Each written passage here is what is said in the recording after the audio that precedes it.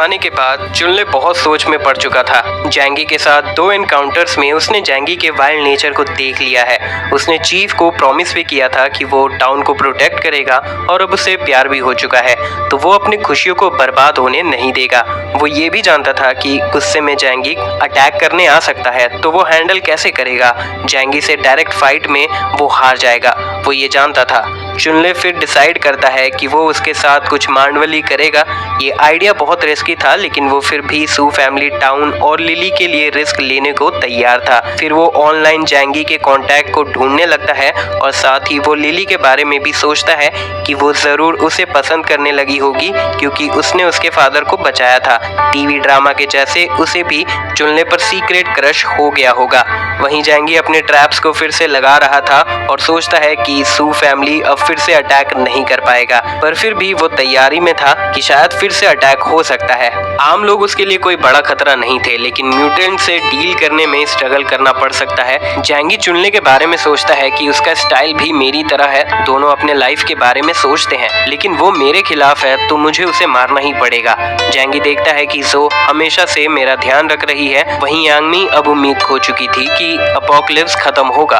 उसे लगता था कि ये डिजास्टर टेम्पररी है और सब कुछ पहले की तरह ठीक हो जाएगा और वो फिर से एक स्टार बन जाएगी, लेकिन इतने सारे लोगों को मरते हुए देखकर वो मुझ पर रिलाई करने लगी है। अब वो और क्लोज होना चाहती है। तभी उसे एक कॉल आता है। जैंगी को लू फुंगा की याद आने लगती है कि क्या ये फिर से कोई हैकर होगा, लेकिन इस बार जैंगी बिना डरे कॉल रिसीव करता है। जैंगी के हेलो करते ही कॉलर कहता है, हेलो जैंगी, मैं हूँ चुनले, सू फैमिली टाउन से, मुझे तुमसे बहुत जरूरी बात करनी है। जैंगी सू फैमिली टाउन का नाम सुनकर बहुत गुस्सा हो जाता है। जो कुछ भी हुआ था उसकी वजह से जैंगी को सू फैमिली टाउन से नफरत हो चुकी थी। वो तो उन्हें पूरी तरह से खत्म करने का सोच रहा था।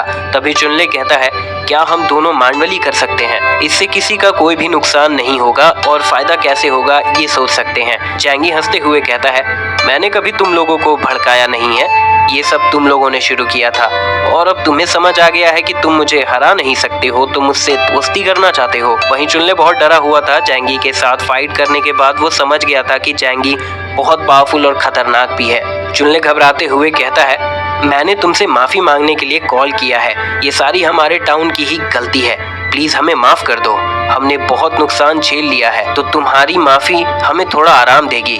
तुम चाहो तो कोई भी कंडीशन रख सकते हो और हम उसे पूरा करने की कोशिश करेंगे। जैंगी को ये इज्जत बहुत अजीब लगता है और सोचता है कि वो इतने कमजोर लड़के को नेगोशिएशन के लिए क्यों भेजा है। ऐसा लग रहा है जैसे कोई बच्चा बड़ा बनने की कोशिश कर रहा है। तभी जैंगी पूछता है, क्या तुम्हारे पास सू फैमिली को रिप्रेजेंट करने का कोई राइट है? फिर चुनले बताता है कि मैं ही वो म्यूटेंट हूँ जिसके साथ तुमने 2 बार फाइट की थी। जैंगी सीरियस हो जाता है और कहता है, तो वो तुम हो? चुनले कहता है, क्या अब मैं क्वालिफाइड हूँ? जैंगी सोचता है, सू फैमिली का रिप्रेजेंटेटिव यही हो सकता है। फिर जैंगी कहता है, तो तुम कह रहे हो कि अगर मैं तुम पर अटैक नहीं करता हूँ तो तुम मेरा कोई भी रिक्वेस्ट पूरा कर सकते हो। चुनले को लगता है नेगोशिएशन स्टार्ट हो गया है और कहता है, अगर हमारा विलेज वो कर पाएगा तो हम जरूर करेंगे। जैंगी सोचता है कि फाइट के बाद चुनले को लग रहा होगा कि मेरे पास वॉलमार्ट वेयर हाउस का बड़ा सप्लाई है। ये मोटा लड़का इतना भी बेवकूफ नहीं है और इसके पावर्स ऐसे डिजास्टर में बहुत काम के हैं। अगर मैं इसे अपने साथ कर लूं तो ये मेरे बहुत काम आ जाएगा। फिर जैंगी कहता है, मैं बस तुम्हें चाहता हूँ। चुनले ये सुनकर थोड़ा गलत समझ लेता है और शर्मा जाता है और कहता है, मैं ऐसा वैसा लड़का नहीं हूँ, मुझे लड़के पसंद नहीं आते हैं। जो और यांगमी भी उनकी बातों को सुन रही थी और हंसने लगती है। फिर जैंगी क्लियर करता है, मैं तुम्हारे पावर्स के बारे में बात कर रहा था। अगर तुम्हें सच में डील करना है तो मेरे विला में अकेले आओ, लेकिन अगर मेरा मूड खराब हो गया तो मैं तुम्हारे विलेज को सच में खत्म कर दूंगा। अब तक तुम्हें समझ आ गया होगा, तुम्हारे पावर्स मेरे खिलाफ कुछ भी नहीं कर सकते हैं। तुम्हारे विलेज को खत्म करना मेरे लिए कोई बड़ी बात नहीं है। ये सुनकर चुनले बहुत डर जाता है और घबराते हुए कहता है, प्लीज ऐसा मत करना, हमारे विलेज को खत्म करने से तुम्हारा कोई भी फायदा नहीं होने वाला है। तुम्हारा और मेरा विलेज काफी आमने सामने है। अगर फ्यूचर में कोई एनिमी अटैक हुआ तो हम एक दूसरे की मदद कर सकते हैं। इस पर जैंगी कहता है, दुश्मन की बात करो तो फिलहाल तुम मेरे सबसे बड़े दुश्मन हो। अगर तुम जीत गए होते तो तुम मेरे सप्लाईज और वाइफ्स को ले जाते। अब जब तुम हार गए हो तो मेरे साथ जुड़ना चाहते हो। तुम्हारा हिसाब यहीं से साफ साफ दिख रहा है। अगर तुम्हें सच में डील करना है तो और इज्जत दिखाओ। क्या तुमने मुझे ये बताने के लिए कॉल किया था? अब मेरी बात ध्यान से सुनो, 2:30 बजे मेरे विला आ जाओ, वो भी अकेले। चुनले से बात करते हुए जैंगी समझ गया था कि चुनले डरपोक है, जिसका विल पावर भी ज्यादा स्ट्रॉन्ग नहीं है। जैंगी उसे फोर्सफुली चॉइस करवाता है, यहाँ आना तुम्हारी मर्जी होगी, लेकिन फिर समय निकाल कर मैं तुम्हारे विले जाऊंगा और सब कुछ खत्म कर दूंगा। ये सुनकर चुनले बहुत डर जाता है और उसकी घबराहट और बढ़ जाती है। वो पिछले दिन के हादसे को याद करने लगता है। चुनले तुरंत कहता है, ठीक है, मैं आ जाऊंगा। जैंगी तुरंत कॉल कट कर देता है और चुनले घुटने के बल बैठ जाता है। उसे अपने बात कहने का सही से मौका भी नहीं मिला। चुनले सोचता है कि वहां जाना मतलब कंफर्म डेथ, फिर मैं अपने प्यार से कभी नहीं मिल पाऊंगा। क्या ये सब ऐसे ही खत्म होने वाला है? वहीं जैंगी कॉल रखने के बाद बहुत सीरियस हो गया था और मीटिंग के बारे में प्लान बनाने लगता है। वो जानता था कि चुनले के पावर्स कमाल है और उसमें काफी पोटेंशियल है जो उसके लिए बड़ा खतरा बन सकते हैं, लेकिन अगर जैंगी के साथ वो हो जाता है तो उसका बहुत फायदा होगा। जैंगी उसे मीटिंग में टेस्ट करने का डिसाइड करता है क्योंकि उसके एबिलिटी को काउंटर करना जैंगी के लिए बहुत आसान था। जिसके बाद वो डिसाइड करेगा उसे मारना है या जिंदा छोड़ देना है। थोड़ा रेस्ट करने के बाद जैंगी बालकनी में जाता है और स्नाइपर रेडी रखते हुए चुनले का वेट कर रहा था। तभी वहाँ चुनले आ जाता है। जैंगी उस पर एम लगाए हुए था और उस मोटे फिगर को देखकर कंफर्म हो गया था कि ये वही म्यूटेंट है। जैंगी सोचता है जैसे ही ये मेरे रेंज में आएगा मैं इस पर शूट कर सकता हूँ, लेकिन तभी चुनले चलते हुए फिसलकर गिर जाता है और जैंगी को हंसी आने लगती है।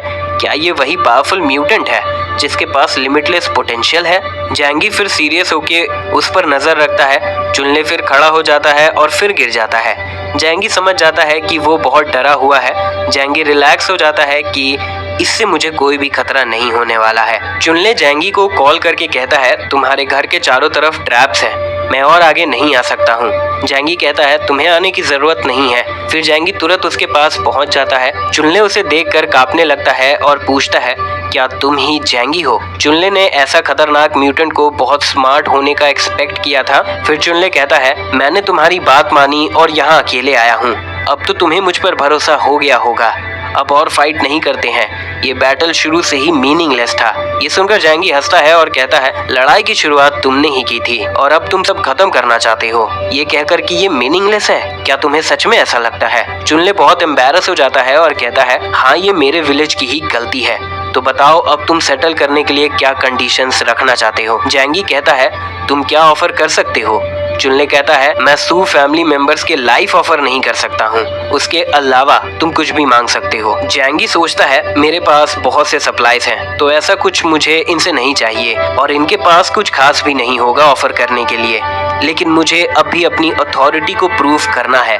फिर जैंगी कहता है, मुझे उस अटैक का मास्टरमाइंड चाहिए, उस आदमी को मरना होगा, नहीं तो मेरे तरफ से कोई डील नहीं होगा। फिर चुनले थोड़ा खुश होकर कहता है, हमारे विलेज के चीफ ने ये सब करवाया था और उसे तुम ही ने मार दिया है, क्या ये जानकर तुम खुश हो?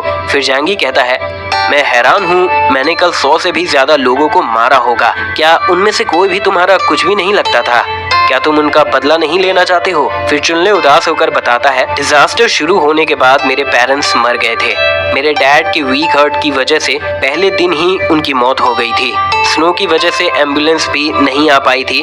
फिर 1 हफ्ते बाद मेरी माँ की मौत हो गई और वहाँ कोई भी मेरे डायरेक्ट रिलेटिव नहीं है। वो सभी मुझे नीचा दिखाते हैं, उन्हें मैं यूजलेस लगता हूँ क्योंकि मैं एक ओटाकू हूँ। इसीलिए मुझे सू फैमिली से उतना मतलब नहीं है और इसीलिए मुझे किसी के लिए भी बदला नहीं लेना है, बल्कि मैं तो खुश हूँ। मैं तुम्हें एडमायर करता हूँ जैसे तुमने अपने कार से हमारा पीछा किया, वो बहुत कूल था। ये सुनकर जैंगी सोचता है, मैं इसे एक मौका दे सकता हूँ। फिर कहता है, मैं डील करने के लिए तैयार हूँ, मुझे तुम्हारे विलेज में कोई इंटरेस्ट नहीं है, वो लोग मेरा कुछ नहीं बिगाड़ सकते हैं, लेकिन तुम मुझे थोड़ा खास लगते हो, इसीलिए तुम्हारी वजह से मैं उन्हें माफ कर रहा हूँ। ये सुनकर चुनले बहुत खुश हो जाता है कि जैंगी जैसे पावरफुल इंसान ने उसे अहमियत दी और वो जैंगी को गले लगाने बढ़ जाता है। जैंगी उसे रोकता है कि इतनी जल्दी खुश मत हो, मेरे कुछ कंडीशंस है, अब से तुम्हें मेरे सारे ऑर्डर्स मानने होंगे और सारे रिक्वेस्ट पूरे करने होंगे। ये सुनकर चुनले घबरा जाता है, क्या तुम मेरा फायदा उठाना चाहते हो? जैंगी बहुत चौंक जाता है। तभी वो अपने डायमेंशन से कुछ निकालता है, वो एक लिमिटेड एडिशन फिगर था। वो चुनले को वो देता है कि मेरे लिए काम करोगे तो तुम्हें बहुत फायदा होगा। चुनले वो देखकर बहुत खुश हो जाता है। वैसे ओटाकू के लिए इतनी कीमती फिगर को रेजिस्ट कर पाना मुश्किल था। जैंगी कहता है मेरे पास ऐसे बहुत सारे हैं, अगर तुम मेरे लिए काम करते रहोगे तो तुम्हें इसकी कमी नहीं होगी। तुम्हें बॉडी पिलोज, गेम्स और कार्ट्रिजेस भी मिलेंगे। चुनले फिगर को एडमायर करते हुए कहता है बिल्कुल बिल्कुल, तुम जो भी कहोगे मैं करने को तैयार हूँ। और इसी तरह जैंगी चुनले को रिक्रूट कर लेता है। जैंगी वैसे उसे पसंद करता था कि ऐसे खुले दिल वाले लड़के के साथ रिलैक्स फील आता है जो ज्यादा टेंशन भी नहीं देते हैं, पर जैंगी के लिए उसके पावर्स ज्यादा वैल्यू रखते थे। ऐसे स्नो डिजास्टर में उसका पोटेंशियल लिमिटलेस है। फिर जैंगी कहता है अब तुम यहाँ हो तो मेरी मदद करो। चुनले हैरान था कि उसे बहुत जल्दी कमांड मिलने लगा। फिर जैंगी अपना स्नो एसयूवी बाहर निकालता है। चुनले जैंगी के पावर्स को देखकर बहुत हैरान था और कहता है जैंगी के पावर्स तो बहुत कमाल हैं और कूल भी। फिर जैंगी याद करता है कि जब वो मरने के कगार पर था तब वो वापस पीछे टाइम में आ गया था, जो टाइम ट्रैवल था, तो शायद उसके पास टाइम ट्रैवल एबिलिटी भी होगा जो उसके स्पेशियल एबिलिटी से रिलेटेड हो सकता है। थोड़ा ड्राइव करने के बाद वो एक बड़े से बिल्डिंग के पास पहुंचते हैं जो एक गैस स्टेशन था। क्योंकि उसका विला काफी एनर्जी कंज्यूम करता था तो उसे फ्यूल का स्टॉक पाइलिंग करना था।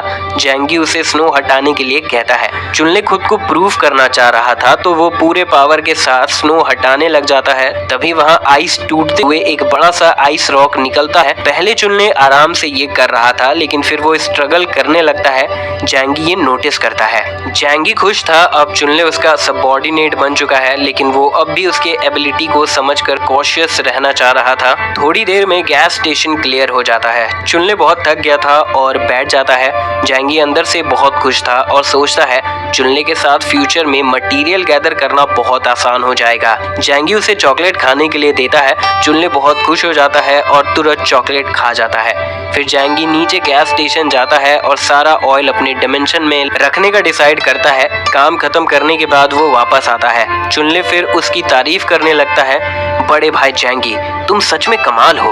जैंगी को ये थोड़ा अजीब लगता है क्योंकि सारा काम तो चुनले ने ही किया था और उसने बस सारा ऑयल अपने डायमेंशन में रख लिया। जैंगी उसे उठने में हेल्प करता है और पूछता है क्या तुमने अपने पावर्स के साथ पहले कभी रिसोर्सेस हासिल करने का ट्राई नहीं किया था? चुनले बताता है हाँ मैंने किया था, लेकिन ऐसे वेदर में हम ज्यादा दूर नहीं जा पाते थे, हमारे डॉग्स के साथ भी नहीं, इसीलिए हम आसपास के इलाके में ही जाते थे और हमारे लिए उतना ही काफी था। ज्यादा दूर जाकर हम अपने लाइफ को खतरे में नहीं डालते थे। जैंगी चुनले को एज अ टूल और यूज करने के बारे में सोचता है और उससे कहता है अगर तुम मेरे साथ रहोगे तो तुम्हें कोई टेंशन लेने की जरूरत नहीं है, मैं मेक श्योर करूंगा कि तुम अच्छे से रहो। जैंगी एक बैकपैक निकालता है और कहता है आज के काम के लिए ये सारे सप्लाईज तुम्हारे हुए। चुनले बहुत खुश हो जाता है और कहता है बड़े भाई जैंगी, अब तो बस तुम ऑर्डर देना, अगर मैं वो करने में जरा भी हिचकिचाता हूँ तो मैं सू सरनेम डिजर्व नहीं करता हूँ। फिर वो लोग कार में वापस जाने लगते हैं। तब जैंगी पूछता है चुनले तुम्हारे पावर्स के बारे में तुम्हें कैसे पता चला? ये सवाल सुनकर चुनले बहुत घबरा जाता है, जैसे वो कोई टैबू के बारे में बात कर रहा हो। फिर चुनले बताता है मेरे पेरेंट्स के मरने के बाद मुझे जीने का मन नहीं था, लेकिन मेरे पास सुसाइड करने की भी हिम्मत नहीं थी, इसीलिए मैं भूखे पड़ा हुआ था मरने के लिए। तभी जैंगी कहता है तो जब तुम मरने के कगार पर थे तब तुम्हारे पावर्स अवेक हुए। चुनले का चेहरा और अजीब हो जाता है। फिर चुनले कहता है मुझे बेड में पड़े हुए अच्छा लग रहा था, फिर मैंने सोचा कि अब जब मैं मरने का डिसाइड कर चुका हूँ तो क्यों ना थोड़े मजे कर लूँ। मेरे एक दोस्त ने बताया था कि ज्यादा हिलाने से तबीयत खराब हो जाती है, तो मैंने बहुत बार ये कर लिया। जैंगी पूछता है तो फिर कितने बार किया था? चुनले बहुत एम्बैरस हो चुका था और कहता है मुझे काउंटिंग याद नहीं है, शायद वो 20 या उससे ज्यादा था। आखिर में मैं बेहोश हो गया था और उसके बाद मेरे बॉडी में कुछ ट्रांसफॉर्म होने लगा। फिर जैंगी कहता है तो ऐसे तुम्हारा पावर अवेक हुआ था, ये सच में बहुत अजीब है। जैंगी उसे रिवर के पास ड्रॉप कर देता है। चुनले कहता है बड़े भाई जैंगी, क्या तुम मुझे थोड़ा और आगे तक ड्रॉप कर सकते हो? ऐसे मौसम और मेरे शरीर की वजह से उतना चलकर जाना मेरे लिए मुश्किल है। तब जैंगी बताता है मेरा कार रिवर सरफेस पर फिसलता है। जैंगी जानता था कि रिवर के बाद वो चुनले का इलाका है, तो भले ही चुनले ने सरेंडर कर दिया है, लेकिन जैंगी को फिर भी संभल कर रहना था और उसके एबिलिटी से उसका कार भी डिस्ट्रॉय हो सकता है। चुनले जैंगी का बहुत बड़ा फैन बन चुका था, तो वो बिना कोई सवाल किए सीट बेल्ट हटाता है और जाने लगता है। उसके जाने से पहले जैंगी उससे कहता है, चुनले, एक चीज जिसे तुम्हें संभल कर रहना होगा, सू फैमिली टाउन वेजिटेबल और फूड्स के लिए बहुत फेमस है, तो लोग वहाँ अटैक करने आएंगे, तो तुम्हें ध्यान रखना होगा। फिर चुनले उतर कर विलेज जाने लगता है। जैंगी के वार्निंग का दूसरा मतलब भी था, उसे किसी की जान की परवाह नहीं थी, लेकिन वो जानता था कि उसका विला और सू फैमिली टाउन इंटरडिपेंडेंट है, तो ये वार्निंग उसे और सतर्क बना देगा। कोई भी अनजान इंसान वहाँ आया तो वो उसे पहले दुश्मन ही समझेगा, जिससे जैंगी के विला के लिए एक एक्स्ट्रा प्रोटेक्शन बन जाएगा। विलेज वापस आने के बाद चुनले बहुत एक्साइटेड था और न्यूज करंट विलेज चीफ को बताने जाता है, ये सोचकर कि उसकी तारीफ होगी, लेकिन चीफ उसे बहुत डांटता है कि उसे ऐसा नहीं करना चाहिए था। फिर चुनले समझाता है, सिक्स्थ ग्रैंडपा, मैंने ये विलेज को प्रोटेक्ट करने के लिए किया है। जैंगी बहुत स्ट्रॉन्ग है, हम उसे कभी नहीं हरा पाएंगे। फिर चीफ कहता है, अगर तुम डरपोक की तरह छिपे हुए नहीं रहते तो हमारा कोई भी आदमी नहीं मरता। तुम्हारा थर्ड ग्रैंडपा तुम्हारी वजह से मरा और अब तुम अपने डिसीजंस खुद ले रहे हो। तुमने हमारे पूर्वजों को बहुत शर्मिंदा किया है। चुनले को बहुत खराब लगता है, उसे कुछ भी समझ नहीं आ रहा था और कहता है, पर मैंने थर्ड ग्रैंडपा से प्रॉमिस किया था कि मैं सू फैमिली टाउन को प्रोटेक्ट करूंगा।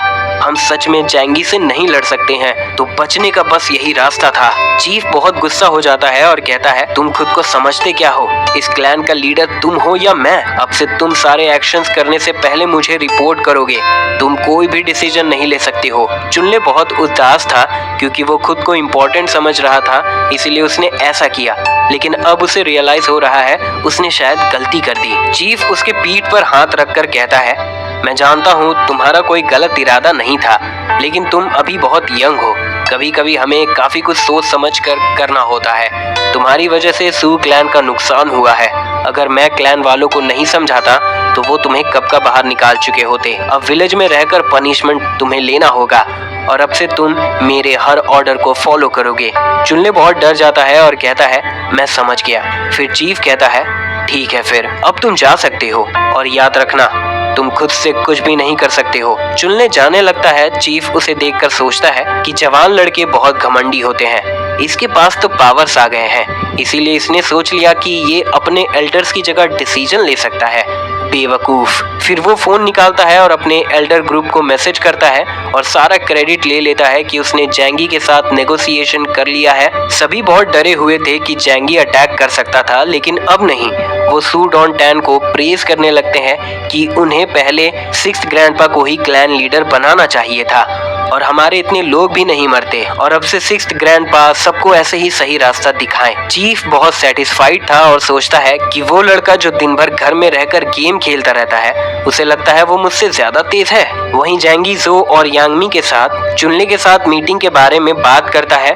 यांगमी बहुत खुश हो जाती है और कहती है, ये तो बहुत अच्छी बात है, अब हमें ज्यादा टेंशन लेना नहीं है कि वो हम पर अटैक करेंगे। तभी जो कहती है, जैंगी ने उन सभी को नहीं मारा, तो जैंगी ने उन पर दया दिखाई है, इसीलिए डरने की कोई बात नहीं है। लेकिन तुम डरपोक हो यांगमी, इसीलिए तुम कल भी उल्टी कर रही थी। यांगमी कहती है, नहीं ऐसा नहीं था, मैं बस इतना खून नहीं देख सकती हूँ। जो उसके बातों को इग्नोर करते हुए जैंगी को पकड़ लेती है और कहती है, जैंगी बहुत स्ट्रॉन्ग है, कोई हमारा कुछ भी नहीं कर सकता है। तभी जैंगी कहता है, जब मैं वेपन्स लेने के लिए गया था डिफेंस कैंप, तो वहाँ सभी गायब थे। सभी वहाँ से बहुत ही ऑर्गेनाइज्ड वे में गए थे और बहुत सारे हैवी वेपन्स भी ले गए थे। ऐसे वेल ट्रेन्ड ऑर्गेनाइजेशन बहुत खतरनाक होते हैं, ये हमें परेशानी दे सकते हैं। यांगमी भी जैंगी के करीब आ जाती है और कहती है, तुम फ्यूचर की इतनी टेंशन मत लो, हमारा अभी का टेंशन सारा खत्म हुआ, इसीलिए हमें सेलिब्रेट करना चाहिए। फिर जो वाइन लेने जाती है कि हमें ड्रिंक्स करने चाहिए और फुल मस्ती करनी चाहिए। यांगमी कुछ बनाने का ऑफर करती है। यांगमी सोचती है कि वो एंटरटेनमेंट डिस्ट्रिक्ट में जानी मानी हस्ती थी और दारू उसे ज्यादा नहीं चढ़ती है। आज मैं इन दोनों को मजा चखाती हूँ। फिर यांगमी हंसते हुए कहती है, मुझे जल्दी चढ़ जाती है, तो मुझे थोड़ा कम देना।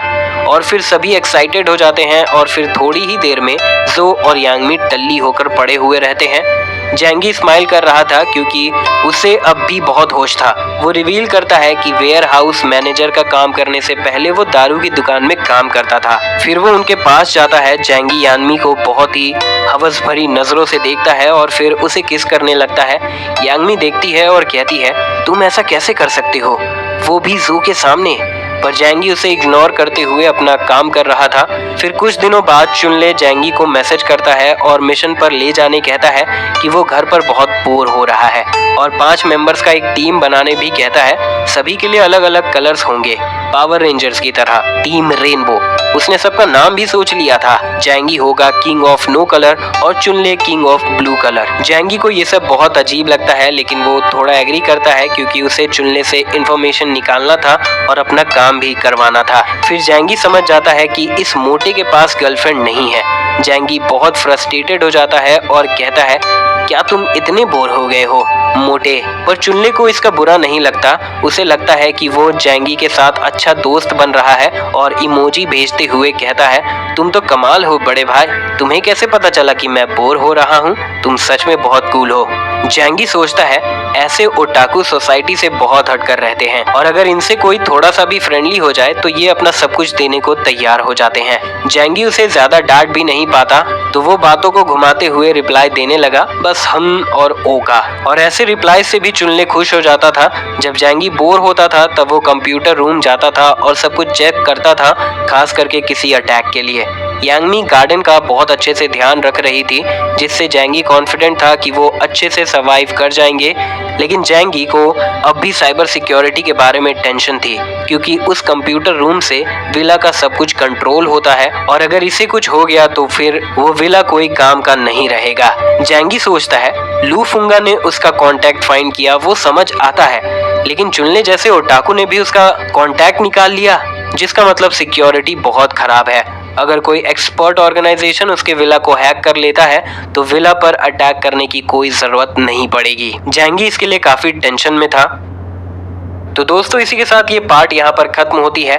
कैसी लगी आपको ये पार्ट कमेंट करके जरूर बताएं। नेक्स्ट पार्ट के लिए वीडियो को जहाँ हो सके लाइक शेयर करें। मिलते हैं नेक्स्ट वीडियो में, तब तक के लिए बाय।